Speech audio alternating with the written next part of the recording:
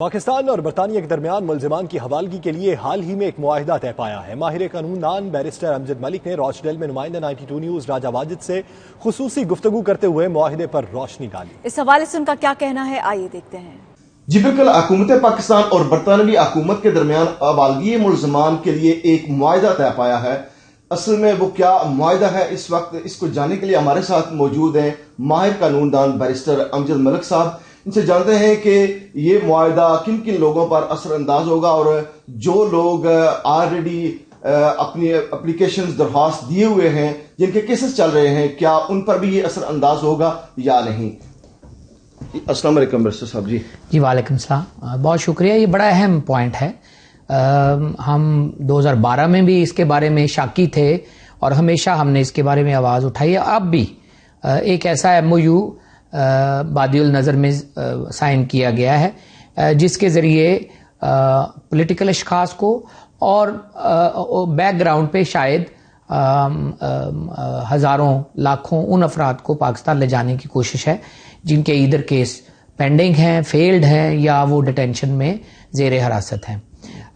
Jeremy hint جو ہیں یہاں کے فورن سیکرٹری، انہوں نے بڑی حوصلہ افزا ایک بیان دیا ہے۔ انہوں نے کہا ہے کہ ایسے معاہدے میں پولیٹیکل جو اشخاص ہیں، ان جو پرسیکیوشن کلیم کرتے ہیں، ان کو پاکستان لے جانے کی بات نہیں ہوگی۔ لیکن مجھے دکھ کی بات یہ ہے کہ یہ معاہدہ پورے میڈیا میں فلیگ ہو رہا ہے یونیلیٹرلی، اور اس کے اوپر بات بھی ہو رہی ہے، لیکن پبلک نہیں کیا جا رہا ہے۔ پہلا پیج، دوسرا پیج یا آخری پیج دکھایا جا رہا ہے۔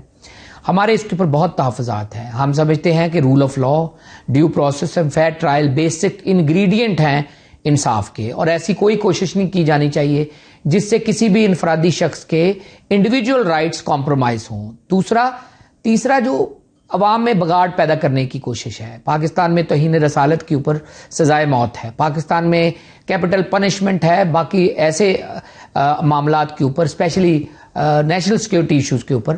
اور اب اگر آپ کہیں گارنٹی دیتے ہیں کہ ہم سزائے موت ختم کریں گے صرف اس لیے کہ آپ اپنا پولیٹیکل ایڈوانٹیج گین کر سکے، تو پاکستانی سوسائٹی میں اس سے بگاڑ پیدا ہونے کا خطرہ ہے۔ آپ ایسی چیزوں کے اوپر سزائے موت ختم نہیں کر سکتے جس کے اوپر حد لگتی ہے، اور اسلامک معاشرے میں وہاں پاکستان میں اس کے اوپر بہت زیادہ تحفظات اور بہت زیادہ ریئیکشن کا خطرہ ہے۔ اور تیسرا، ہمارے جو انسنٹ لوگ یہاں پہ آتے ہیں، ان کی فیملیز ہیں اور وہ عرصہ دراز سے یہاں مقیم ہیں اور ان کے کیسز پینڈنگ ہیں۔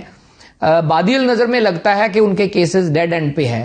اگر آپ ان کو 2012 کی طرح چارٹرڈ فلائٹوں کے ذریعے پکڑ دکڑ کر کے پاکستان بھیجنا شروع کر دیں گے تو اس سے کہیں نہ کہیں قانون کی پامالی ہونے کا خطرہ ہوتا ہے۔ جی بالکل، جیسا کہ آپ نے سنا ہے کہ حکومت پاکستان کو کوئی ایسا قدم نہیں اٹھانا چاہیے کہ جس سے کسی کے حقوق سلب ہوں۔ جی